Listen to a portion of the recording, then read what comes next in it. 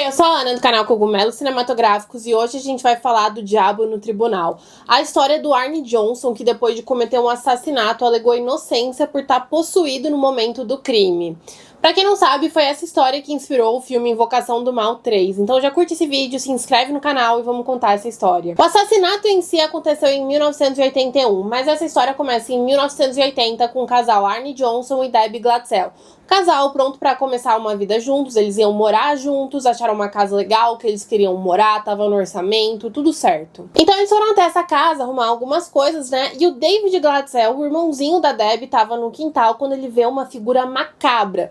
Um homem todo queimado que ele descreveu como um demônio bem estereotipado, com olho vermelho e tudo, que foi até ele e falou que coisas horríveis iam acontecer se mudassem pra casa. O David contou isso pra Debbie, que voltou pra casa no dia seguinte com o cachorro dela. E o cachorro ficou latindo ao redor da casa e quando eles entraram, o doguinho teve um tipo de ataque, ele desmaiou, falaram que parecia que ele estava em um tipo de coma. Depois disso, a Debbie foi falar com a moradora anterior e essa moradora falou que realmente tinha vivenciado algumas coisas meio estranhas. Tipo assim, dava 3 da manhã, ela escutava alguém chamando o nome dela, escutava umas batidas estranhas na porta, escutava um som de galinha e ninguém na vizinhança tinha galinhas. Também aconteceram algumas outras coisas que complicaram o orçamento e o Arne e a Debbie levaram tudo isso como um sinal e decidiram que eles não iam se mudar pra casa, que não queriam ficar ouvindo galinha às 3 da manhã, que eles estavam bem de boas. Mas nesse momento, a entidade já tinha se ligado ao David. E daí o David começa a passar por umas situações bem desagradáveis. Ele começa a ter ataques de raiva.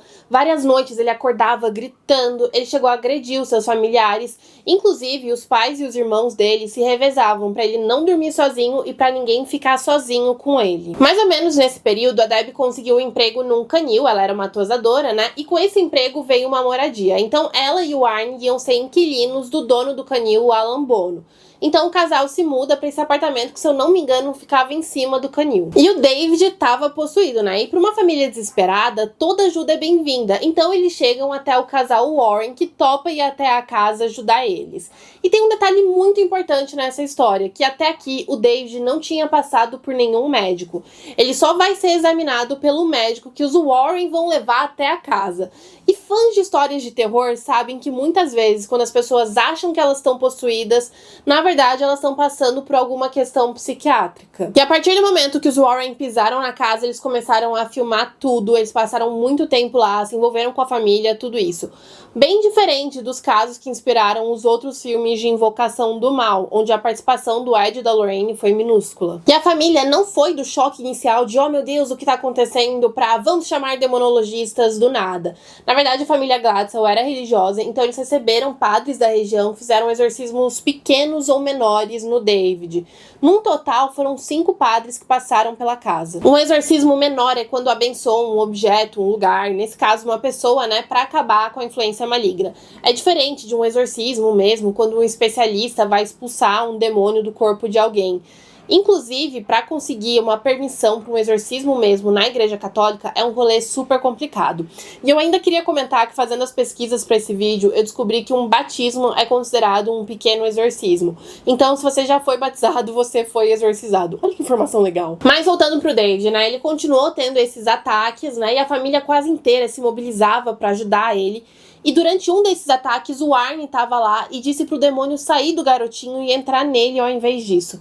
E assim que ele falou isso, o Ed virou e falou que ele não podia dizer essas coisas, que era muito perigoso desafiar o diabo. De qualquer maneira, durante esse ataque, o Ed e a Lorraine conseguiram expulsar os demônios do corpo do David. Porque geralmente, nesses casos de possessão, não é um demônio que entra no corpo de uma pessoa, são vários. E no caso do David, os Warren fizeram uma estimativa de que tinham 43 demônios no corpo dele. Depois disso, os Warren foram embora e eles fizeram uma coisa bem curiosa. Eles foram até a polícia e a Lorraine disse que ela era uma médium e que ela via um crime com faca acontecendo em breve. E daí as coisas ficaram bem na casa da família Glatzel, tava tudo certo, até que o Arne Johnson mata o senhorio dele, o Alan Bono, com 4 facadas. Depois disso, ele sai andando pela rua, a Debbie liga desesperada pros pais dela e não demora muito pra polícia pegar ele, principalmente porque era um cara andando sem rumo, cheio de sangue pela rua. E assim, quando o Arne foi preso, ele não disse que estava possuído, mas logo de cara ele deu a entender que não se lembrava do que tinha acontecido.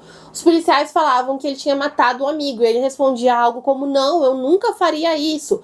Era como se ele tivesse apagado aquelas horas do crime da mente dele. O Ed e a Lorraine Warren são chamados de novo. Inclusive, quem vai convencer o advogado do Arnie a aceitar o caso e a seguir com a defesa por possessão demoníaca foram eles. Além dos Warren, os padres que presenciaram o caso também foram chamados, só que o juiz não aceitou essa defesa. Então esses testemunhos não aconteceram e meio que de última hora o Arnie e o advogado decidiram mudar a estratégia para a legítima defesa. Ele foi considerado culpado e condenado a ficar de 10 a 20 anos na cadeia, mas ele acabou ficando só 5, se casou com a Debbie enquanto ainda estava na cadeia e os dois ficaram juntos até 2001, quando ela morreu. E há não muito tempo atrás, esse caso voltou a ser super comentado por causa de um documentário da Netflix chamado O Diabo no Tribunal, que traz alguns detalhes que até então a gente, o público, né, não sabia, e acabou sendo um exposed do Ed e da Lorraine Warren. Tipo assim, sempre falaram que o Arnie era um cara super tranquilo, super gente boa, nunca tinha sido preso nem nada assim.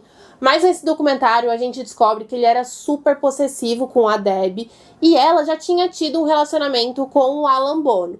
Pelo que eu entendi, ela não traiu ele, nem nada assim, mas existia ali um ciúmes, uma tensão, sabe? Outra coisa que a gente descobre é que a mãe da família Gladstone, a Judy, dava remédios pra família ir dormir. Tipo, sem que ninguém soubesse, ela misturava com a comida no jantar.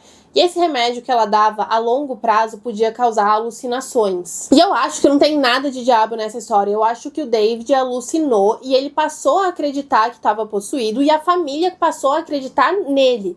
Porque ele não estava inventando uma história. Para ele, tudo que ele viveu era bem real. Ah, e como é que parou tudo quando o Arnie disse pro demônio entrar nele e os Warren chegaram? Efeito placebo. Pra mim, essa é a explicação mais lógica. E em relação ao Arnie, eu acho que ele assassinou o Alan Bono em um momento de raiva. Já tinham ciúmes, teve uma briga, na noite que tudo aconteceu, os dois tinham bebido, e ele tinha uma faca de caça no cinto, uma combinação que não pode dar certo. E depois do assassinato, eu acredito que ele entrou em um estado de choque, esqueceu o que tinha acontecido, e coincidentemente essa história do demônio meio que se encaixava ali, sabe? O documentário ainda faz um pequeno exposed do Ed e da Lorraine Warren, falando como eles usaram esse caso para conseguir uma boa grana. Enquanto eles ganharam cerca de $80 mil com essa história, a família que de fato vivenciou essas coisas ganhou cerca de 4 mil. E assim, enquanto estavam escrevendo sobre essa história, né, um dos filhos da família Gladstone comentou que o Ed constantemente falava para os escritores deixarem mais assustador, colocando coisas que nunca tinham acontecido porque as pessoas compravam o terror. E se você quiser conhecer mais histórias que inspiraram os filmes de Invocação do Mal, eu já fiz uma série de vídeos só sobre esse universo. Espero que você tenha gostado desse vídeo. Não se esqueça de curtir, se inscrever no canal e até a próxima.